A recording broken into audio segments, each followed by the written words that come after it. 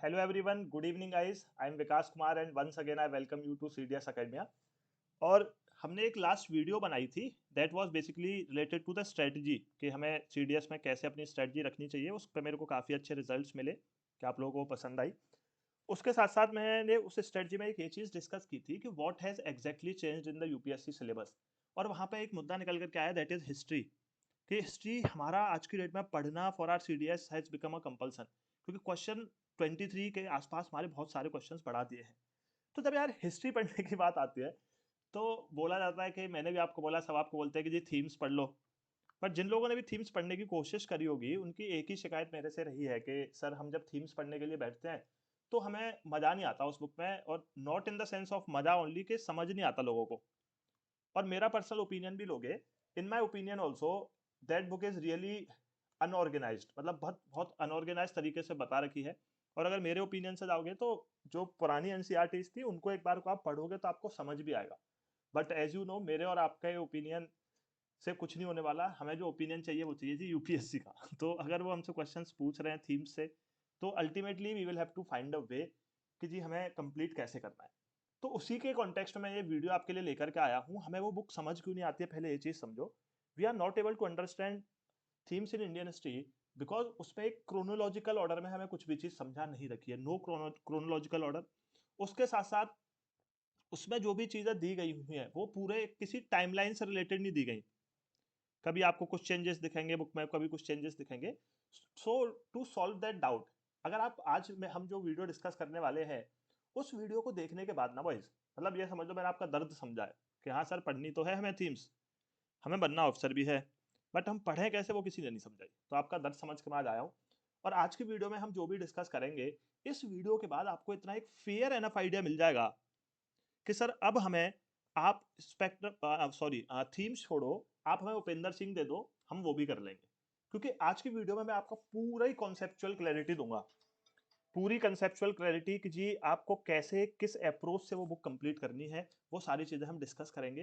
क्योंकि अगर आपको एक बार ये समझ आ गया कि हमारी एंशियंट हिस्ट्री है, इसकी प्रॉपर टाइमलाइन क्या रही है, सातवाहनास कब आए, गुप्तास कब आए, इंडो ग्रीक्स कब आ रहे हैं, पार्थियंस कौन है, नीचे चोला चेरा पांड्यास कौन है, तो आपको बुक पढ़ना आसान हो जाएगा and that will help you to ace your exam. So without delaying much let me start. तो सबसे पहले हम स्टार्ट करते हैं when we talk about the history wise. तो हिस्ट्री को हम कुछ पार्ट्स में बांटते हैं।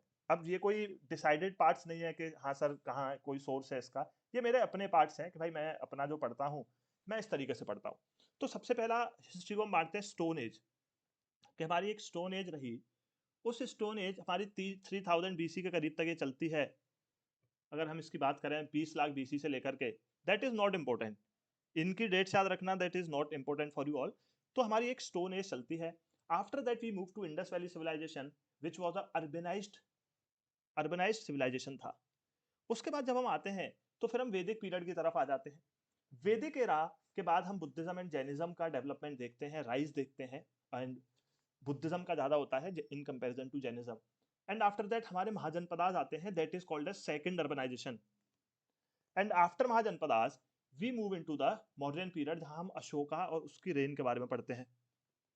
आफ्टर मौर्यास, जब आपके मौर्यास वीक होने लगेंगे, तो मौर्यास के वीक होने के बाद फिर हम जब पोस्ट मौर्यास में पहुंचते हैं तो हमें समझ आएगा कि आपके कुशांस और आपके सातवाहनास कब्जा लेते हैं।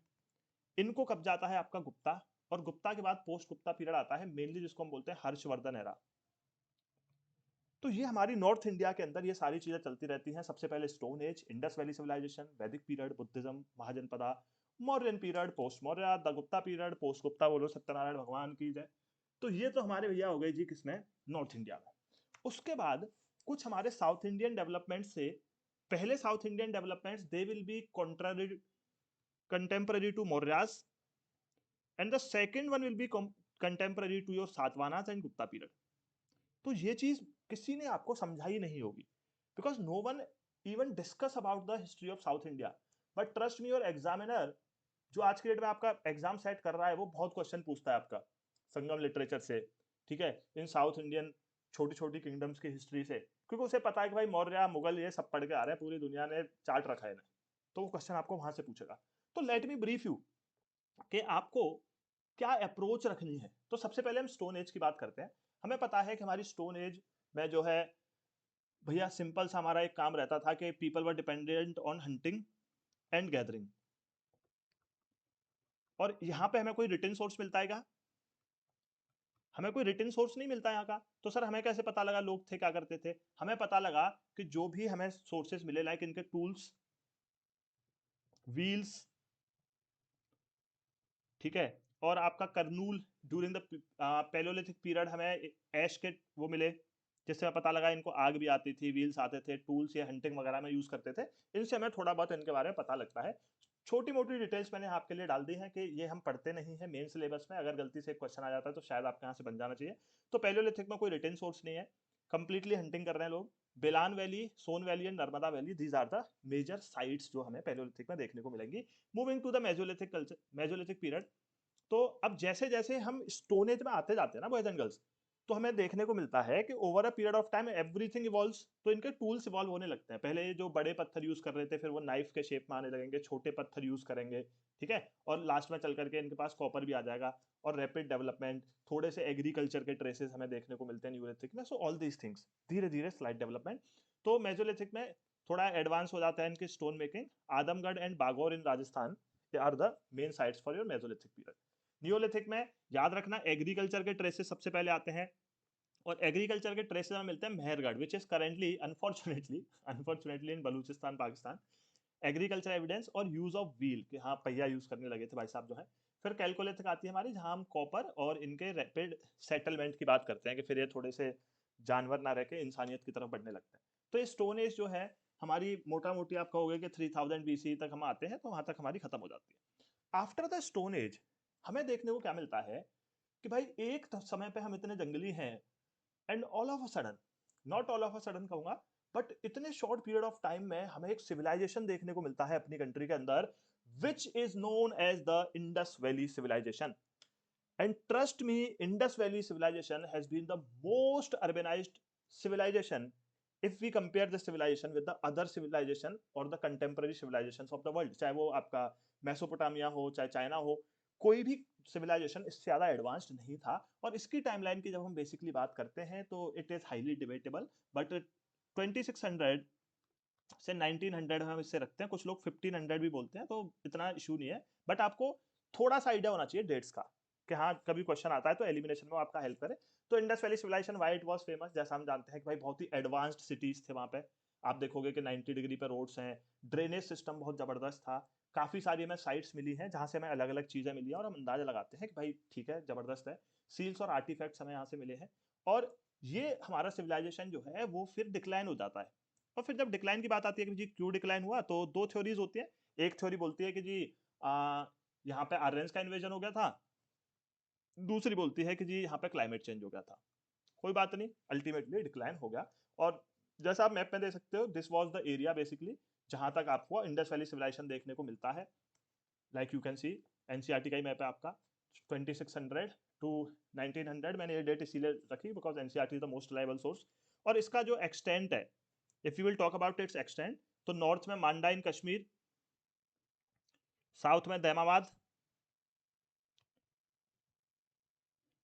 ठीक है, और जब आप वेस्ट में देखोगे तो दिस इज योर सुटका गेंडोर, और जो हम ईस्ट में देखेंगे तो ईस्ट में अलमगीरपुर। ये कई बार क्वेश्चन पूछ लेता है, रिमेंबर दिस थिंग। तो इतना एक्सटेंट हमारा हमें देखने को मिलता है Indus valley civilization. But after the decline of the Indus valley civilization in 1900, हम फिर से पीछे आ जाते हैं फ्रॉम द अर्बेनाइज्ड वर्ल्ड, या from the urbanised civilization you can say. फिर से हम किस में आ जाते हैं, एक रूरल सिविलाइजेशन में आ जाते हैं, वो आती है हमारी Vedic age. And when we talk about the Vedic age, it's time period is considered, it's time period is considered to be, कि भाई 1500 से, ठीक है, कुछ 500 BC तक हम इसका टाइम पीरियड मान करके चलते हैं। तो ड्यूरिंग दिस टाइम क्या हुआ, हम अर्बनाइजेशन से फिर से रूरल सिविलाइजेशन में की तरफ आ गए मतलब। और हमें यहाँ पे क्या हुआ, पहली बार हमें रिटन सोर्सेज मिले, वेदास वगैरह हम पढ़ के इनकी हिस्ट्री निकालते हैं। और हमने इसको दो पीरियड में डिवाइड कर दिया, अर्ली वैदिक पीरियड पहले 500 साल 1500 से 1000, और लेटर वैदिक पीरियड 1000 से 500। यहाँ सबसे बड़ा चेंज क्या हुआ कि एक वर्णा सिस्टम आ गया, जिसमें हम 4 वर्णास की बात करते हैं भाई, Brahman on the top, then Kshatriya, Vaishyas and Shudras. और ये इतना रिजिड हो गया कि जो है, जो शूद्रास है उनको बहुत गलत तरीके से ट्रीट करने करा जाने लगा, वैश्यास और शूद्रास को। And in this attempt in this attempt, जैसे फॉर एग्जांपल कि जैसे कोई एसटी से मान लो कोई पॉलिटिकल लीडर है तो उसको बहुत सपोर्ट करेंगे वो लोग कि he will understand our problem. तो उसी टाइम पे दो रिलीजियस रिफॉर्म मूवमेंट्स आए, एक बुद्धिज्म और एक जैनिज्म, और इन लोगों ने इसको बहुत ज्यादा सपोर्ट किया। अब मैं ये नहीं कहूंगा कि सिर्फ जो वर्ना सिस्टम में छोटे लोग थे उन्होंने सपोर्ट करा, नहीं, बहुत सारे किंग्स ने भी सपोर्ट करा। तो ये बहुत ज्यादा फेमस हुए and they came in response to the rigidity which was provided by the Brahmanism. तो हमारा 500 बीसी तक ये चलता है एंड आफ्टर दैट ये दो रिलीजन हमारे इमर्ज होना शुरू होते हैं which are known as Buddhism and Jainism. And Gautam Buddha, as you all know, कि इन्होंने गौतम बुद्ध ने बुद्धिज्म की स्थापना करी, और इनकी सबसे बड़ी स्पेशलिटी ये थी कि भाई इन्होंने सारे वर्णास को equal importance the. They said कि भाई सारे वर्णास जो है उनको इक्वल इंपॉर्टेंस मिलेगी बुद्धिज्म में, और बुद्धिज्म को बहुत सारे रूलर्स का सपोर्ट मिला, जैसे अशोका भैया हमारे, कनिष्क जो हमारे, ठीक है, राजा हैं, इनका बहुत ज्यादा मिला। तो ये इंडिया में और इंडिया के बाहर भी बहुत ज्यादा बुद्धिज्म फैल गया। आफ्टर दैट महावीर ने आपका जैन धर्म स्टेबलाइज किया। बट द थिंग वाज कि महावीर ने जैन धर्म में सबसे ज्यादा अहिंसा पे बहुत ज्यादा बात करी, और इसी वजह से कि बहुत ज्यादा अहिंसा की बात करी गई तो बहुत ज्यादा इनको क्षत्रिय रूलर्स या बहुत ज्यादा पॉपुलैरिटी नहीं मिली। सो दैट्स व्हाई ये बुद्धिज्म से ज्यादा आगे नहीं बढ़ पाया। Next moving now wise what actually happened, see कि इंडस वैली सिविलाइजेशन से हम वैदिक एरा में रूरल सेटलमेंट की तरफ आए। बट बाय द 1500 बीसी और by the end of your, जब तक आपका खत्म होता है वैदिक एज, हमें क्या मिल जाता है, हमें आयरन मिल जाता है।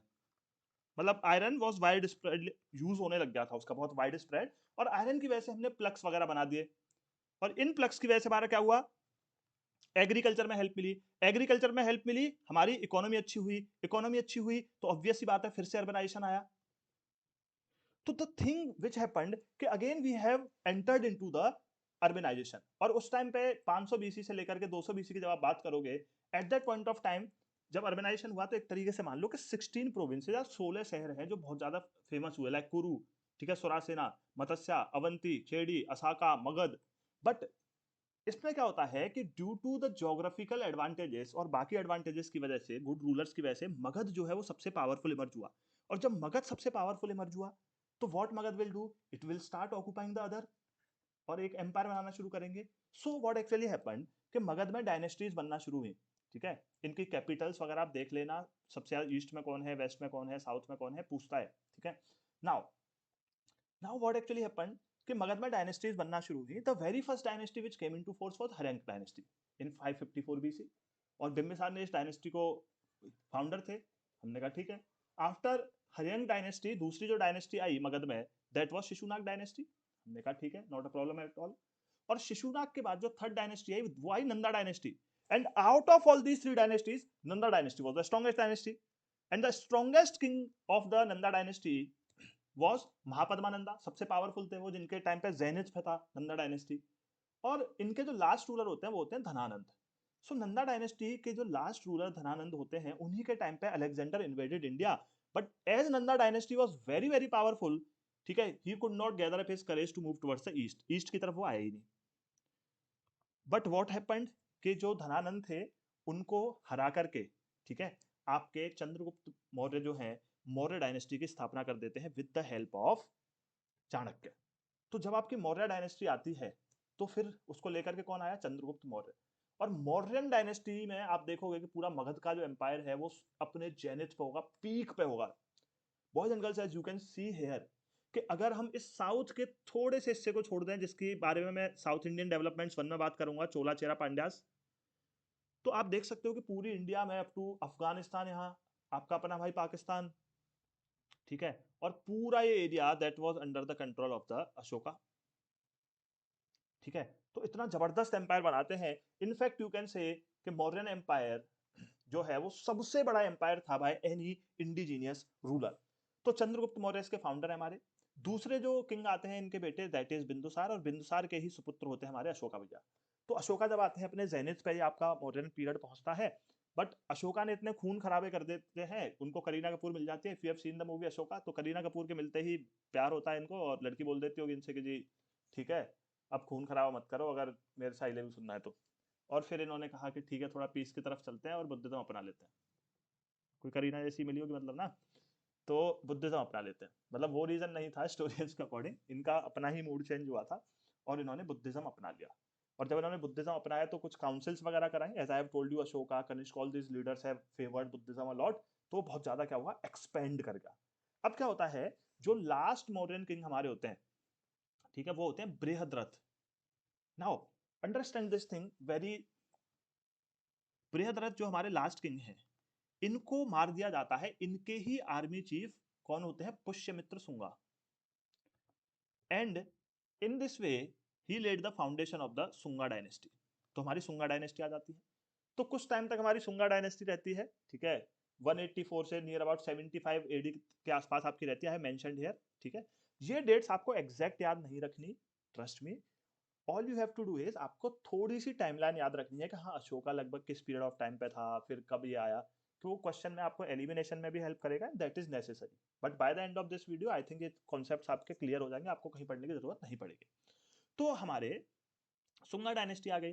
तो भैया इन इसने जो मारा था, ये आर्मी चीफ ने मारा था बृहद्रथ को, जो मौर्यन एम्पायर का लास्ट रूलर था। अब जैसे को तैसा होता है, तो जो सुंगा डायनेस्टी के जो लास्ट किंग होते हैं देवभूति, इनको मार देते हैं इनके minister, tit for tat Karma. तो तुमने सुंगा डायनेस्टी कैसे बनाई, आर्मी चीफ हो गए, तुमने अपने किंग को मार दिया, तो भैया तुम्हें भी तुम्हारे मिनिस्टर ने मार दिया। और उस मिनिस्टर का नाम था Vasudev, and he founded the कानवा डायनेस्टी। कानवा डायनेस्टी आ गई आपकी। तो दिस इज द टाइमलाइन कि मौर्यास के बाद सुंगा, सुंगास के बाद आपके कानवा आ गए। अब कानवास के साथ क्या होगा, उनके साथ भी सेम होगा, भाई तुमने भी किसी दूसरे के साथ बहुत अच्छा नहीं किया। You can see the map of Maurya dynasty है। नाउ पोस्ट मौर्य क्या होगा, पोस्ट मौर्य होगा कि भैया आपके कानवा और सुंगा आ गए। अब सुंग ठीक है, सुंगा एंड कानवास। अब इन कानवास को हरा के आप हमारे आएंगे जी सातवाहनास, राइट। होता क्या था कि जो सातवाहना है, ठीक है, ये पहले आपके महाराष्ट्र और अपर गोदावरी वैली तक ही सीमित थे, you can say this region your, ठीक है।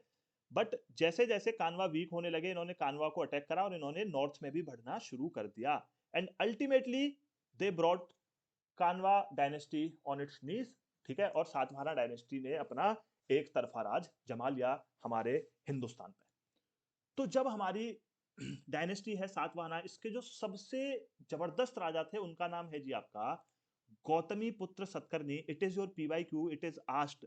ये जो राजा हैं सातवाहना डायनेस्टी के, ये अपने नाम में अपनी माताओं का नाम यूज करते थे, मतलब मम्मी, मॉमी, ठीक है, एडवांस लोगों के लिए मॉम, नहीं तो मम्मी जी, जो भी आप समझ लो, जैसे भी आप हो। तो अपनी मम्मी का नाम यूज करते थे और ये अपने आप को ब्राह्मण्स बताते थे कि वी आर ब्राह्मण्स, और अपनी मम्मी का नाम में यूज करते थे। गौतमी पुत्र Satakarni was the strongest ruler. But इनका जो आप रूल देखोगे कि भाई मालवा इन नॉर्थ से लेकर के कर्नाटक और आंध्र प्रदेश तक इनका रूल रहा। यानी कि मौर्यास की तरह, एक चीज याद रख के चलना, मौर्यास की तरह जो टिप ऑफ साउथ है, वहां मौर्यास का भी राज नहीं था, मतलब अशोका का, और वहां उनका भी नहीं है। तो वो साउथ इंडियन डेवलपमेंट्स में आपको बताऊंगा। अब सातवाहनास के साथ क्या होगा कि सातवाहनास के टाइम पे when they are ruling, we will have some central asian invasions during the Satavahanas. Central Asia से कुछ इन्वेजन आएंगे बॉयज एंड गर्ल्स। तो सबसे पहला जो इन्वेजन है वो आता है इंडो ग्रीस की तरफ से ड्यूरिंग द पीरियड 160 बीसी से 130 बीसी तक रहते हैं। मतलब आप ये समझ लो कि this is your Satavahana dynasty. अब यहाँ से अगर कोई इन्वेजन आया तो कुछ एरिया सातवाहना डायनेस्टी से कब्जा लेंगे। अब जब कब्जाएंगे तो सातवाहना नीचे की तरफ खिसकती हुई जाएगी। थोड़ा सा माइंड मैपिंग करके पढ़ो, खिसकती जाएगी कि भाई सातवाहना नीचे आते जा रहे हैं, वो ऊपर का कब्जा आते जा रहे हैं। तो ये चीज हुई। तो सबसे पहले किसने खिसकाया इनको, इंडो ग्रीक्स ने कुछ एरिया कब्जाया। और इंडो ग्रीक्स जो थे वो सबसे पहले ऐसे थे जिन्होंने गोल्ड कॉइन्स इश्यू करे इंडिया के अंदर। उससे पहले किसी ने गोल्ड कॉइन्स इश्यू नहीं करे थे। नाउ इनके एक किंग थे जो सबसे इंपॉर्टेंट थे, he is Menander was the most important king, and later he changed himself, he adopted Buddhism, you can से, ठीक है।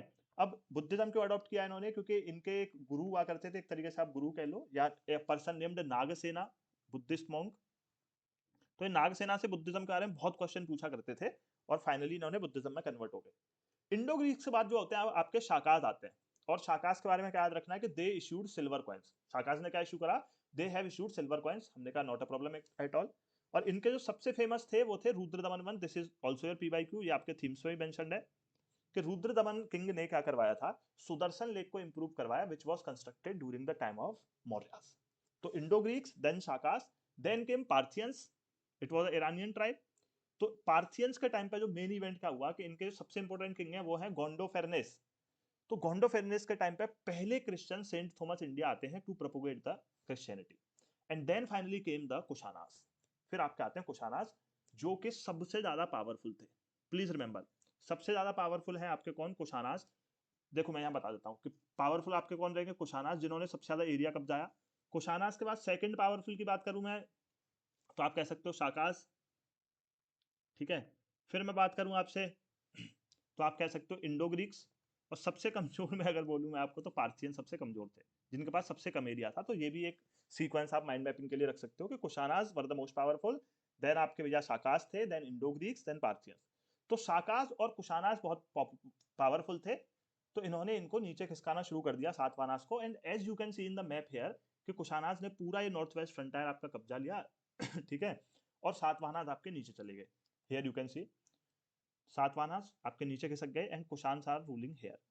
तो कुशान और सातवाहनास जब आपके मिलकर के राज कर रहे हैं जब हमारे कुशान और सातवाहनास मिलकर के राज कर रहे हैं, तो फिर ये करीब करीब इनका, ये आप कह सकते हो कि जी लगभग लगभग कुछ नहीं तो mid of the third century के आसपास तक, या थर्ड सेंचुरी तक मान लो, इन्होंने यहाँ पे रूल करा। Third century AD.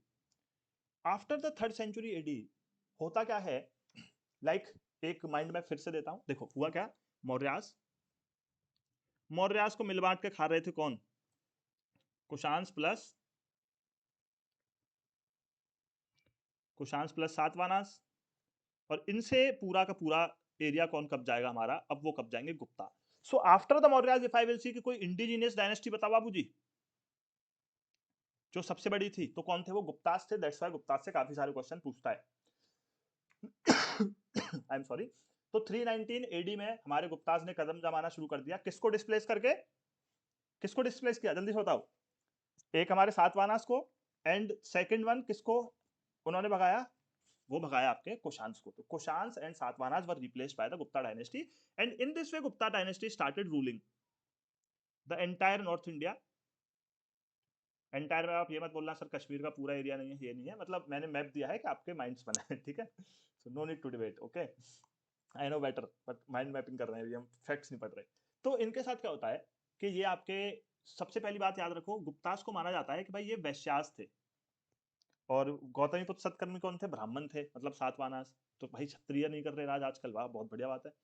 And known to be feudatories of Kushans. तो जो कुशान थे उन्हीं के फ्यूडल लॉर्ड्स माने जाते थे ये, जिन्होंने रिवोल्ट किया और उनसे कब्जा लिया, ठीक है। और मेनली इनका यूपी बिहार और एमपी में चला, सबसे मेनली इनका यूपी में राज था। तो यूपी बिहार एमपी में इनके जो पहले राजा थे हमारे थे वो Chandragupta one, second one was Samudragupta. And Samudragupta is considered to be the Napoleon of India. को बोला जाता है कि वो एक भी वॉर नहीं आ रहे आपके, और उनकी बहुत सारी कथाएं और सोर्सेज में लिखा हुआ है कि भाई अनडिफीटेबल बंदा था। Third one is Chandragupta two, and he is very important from the perspective why, because he was very clever, ठीक है। व्हाई वाज वेरी क्लेवर कि ये वकाटका देख रहे हो आप, इसका एक राजा हुआ करता था, इसने अपनी बेटी की शादी करा दी उस राजा से, and unfortunately the Prince died and she had a baby, small baby. तो अल्टीमेटली राज किसके पास आ गया? इसकी बेटी के पास आ गया। अब बेटी का जो है भैया, बेटा छोटा है बिल्कुल, तो whom he will support? His her father. And who is her father? Gupta dynasty. तो गुप्ता डायनेस्टी का पूरा आपके वकाटका पे भी एक तरीके से इनडायरेक्टली चीजें चल रही थी। लेटर ऑन वकाटका इनको ओवरकम कर लेंगे, ठीक है, वो अलग चीज है। और इन्हीं के टाइम पे आपको कालिदास, अमर सिम्हा और फाहियान जो चाइनीज वो थे बुद्धिस्ट मॉन्क, वो भी इन्हीं के टाइम पे चंद्रगुप्त टू के आते हैं। But what actually happened again, जो सेंट्रल एशिया से एक इन्वेजन आया एक बारबेरियंस का, विच वर नोन एज ह्यूनास। तो ह्यूनास का जब इन्वेजन आया, तो उन्होंने धीरे धीरे गुप्ता डायनेस्टी को वीकन करना शुरू कर दिया, और गुप्ता डायनेस्टी धीरे धीरे टूटने लगी, ठीक है। गुप्ता डायनेस्टी स्टार्टेड कि भाई सेपरेटिंग आउट के छोटे छोटे प्रोविंसेस में टूट गई। और वहीं पे एक आपका प्रोविंस था हरियाणा के अंदर, जहां पे एक बंदा हर्षवर्धन नाम का, उसने फिर कब्जाया, उसने अपने आसपास के सारी जगह कब्जा कब्जा करके और एक अपनी एक डायनेस्टी बना ली, which is known as Pushyabhuti dynasty. तो गुप्तास का डिक्लाइन हो गया बाई 445 और समथिंग यू कैन से। और फिर इसके बाद थोड़े सा इंटरिम पीरियड चला 455 के बाद। इंटरिम समझते हो ना, इंटरेग्नम एक तरीके से, कि भाई उसके बाद फिर प्रोविंसेस बट गए, कोई एक नई डायनेस्टी निकल करके नहीं आ रही, स्मॉल स्मॉल प्रोविंसेस है। But by 606 AD Harsha became really powerful, और उसने अपनी धाक जमानी शुरू कर दी। एंड हर्षा का जो सबसे इंपॉर्टेंट काम था वो ये था कि from Pataliputra which was the capital of Magadh, from south of Ganga he shifted his capital to Kannauj. ठीक है, कन्नौज, क्योंकि उसके लिए थोड़ा दूर पड़ जा रहा था ये, तो कन्नौज में उसने, तो जो इंपॉर्टेंस पाटलिपुत्र को मिलती थी in trade, commerce and everything, that has shifted to Kannauj. तो नॉर्थ ऑफ गंगेज उसने अपनी शिफ्ट कर दी कैपिटल, और इसने रूल करा mainly in Kashmir, Rajasthan, Punjab, UP. वो मैं आपको मैप दिखा दूंगा। Now when Harsha, this question can be asked to you कि when, why Harsha, if he was so powerful, like you can see कि इतना इंडिया उसने कब्जा रखा है, why he didn't march towards the south to expand his kingdom? Do you think he hasn't tried? He tried यार, ठीक है, who doesn't try to get something मोर?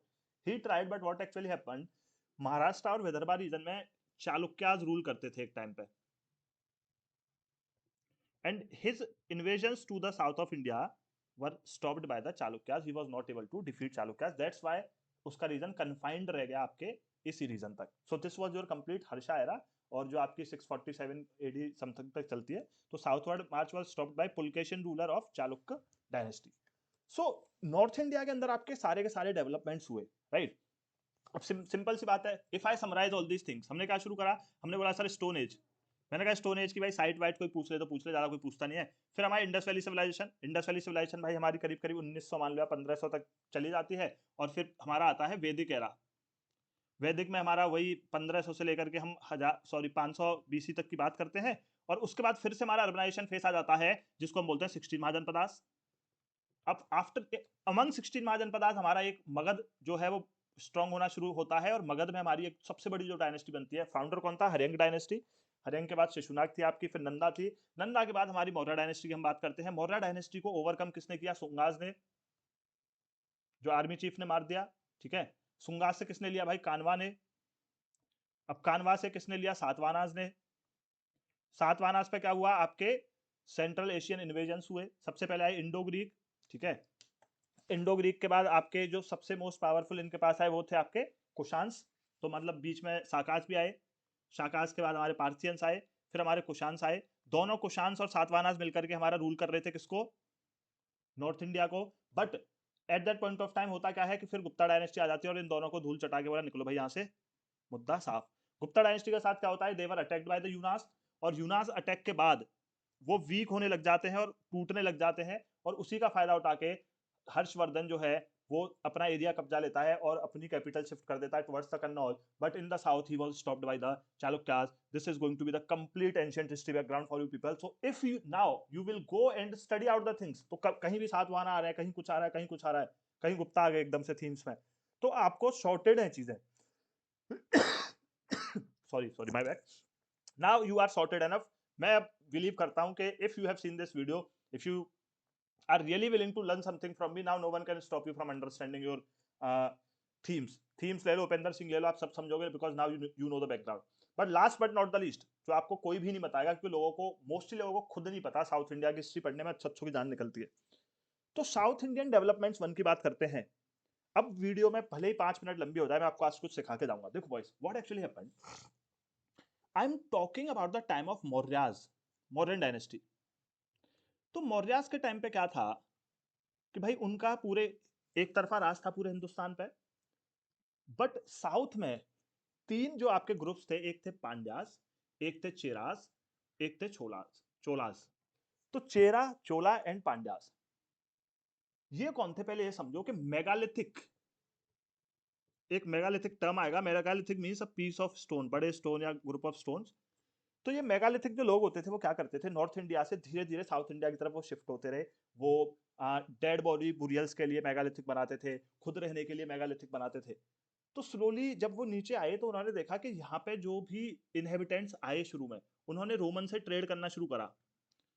और ट्रेड क्या करते थे? बहुत सारी चीजें, भाई सब समुद्र के पास है, तो पल्स ट्रेड करते थे, जो बहुत महंगा होता है. ऑयस्टर से पल्स मिलता है, साइंस में क्वेश्चन पूछता है, याद रखना. तो ये ट्रेड सिर्फ रोमन से नहीं करते थे, they also traded with the Mauryas, same things, cotton, everything. तो ये मौर्यास से भी आपके ट्रेड करने लगे. अब हमें इस चीज का कैसे पता लगता है कि मौर्यास के टाइम पे, if you remember, there was a person known as Megasthenes, and Megasthenes in his account has written this thing. ठीक है, he has declared Cheras as the pulse state. और उसने ये भी चीज कही है चेराज के बारे में कि वहां फीमेल शासक थी, तो मैट्रियार्कल सोसाइटी और ब्राह्मणिकल इन्फ्लुएंस भी यहाँ बहुत ज्यादा था। But there was always peace between the Mauryas and Cheras, Pandyas and Cholas.